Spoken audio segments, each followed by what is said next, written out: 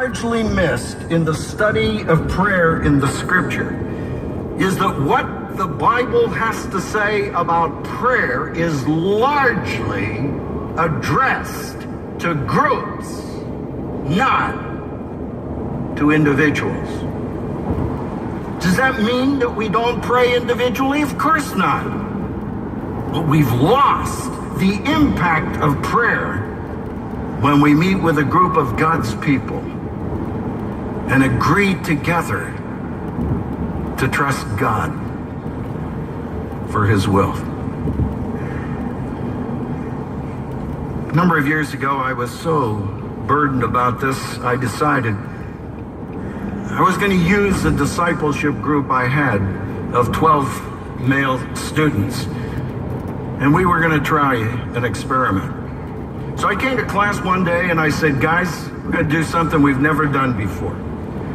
Before you come back next week, I want you to bring a 3x5 card, having spent the entire week asking, who are the people that you know who are least likely to come to Christ?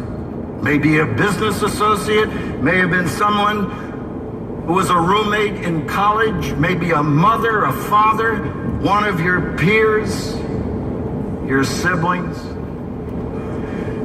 As I recall, the students came with 69 names of people who, in their judgment, were least likely to come to Christ. And we covenanted as a group to pray every single day for 4 months. At the end of those 4 months, 37 of those individuals had come to faith through no other means but prayer. One of them was the greatest hellraiser that Texas A&M University ever had. I gave his testimony a number of years ago at the Moody Founders Week, and a guy came up afterwards and he said, oh no, he couldn't come to Christ.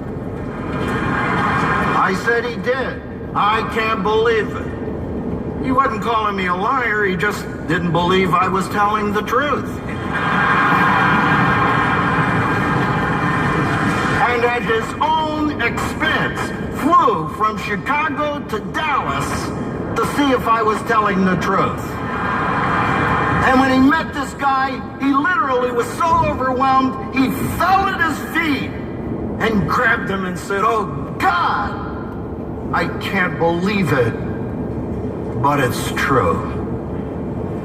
Ladies and gentlemen, we have not begun to understand the power of prayer.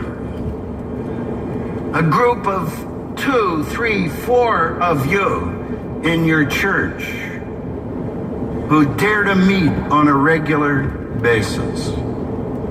We have a phenomenal group of high school kids in one of our churches. They got so burdened for the condition of that church that they agreed that they would meet every Wednesday morning at 6 o'clock to pray for the church. So they asked the elders if they could have the church open. And of course, the elders had to go into a committee to make that critical decision. And after the brilliance of pooling their minds, they came to the conclusion, you can't use it. So the kids go down the street to a pagan who runs a restaurant, and they go in and say, hey man, we promise we won't tear your place up. We just need a place to pray. To what? Pray. You want to use my restaurant to pray? Yeah, 6 o'clock every Wednesday morning. Sure. Fantastic. In fact, I'll give you coffee and donuts. And one day, one of the elders shows up by accident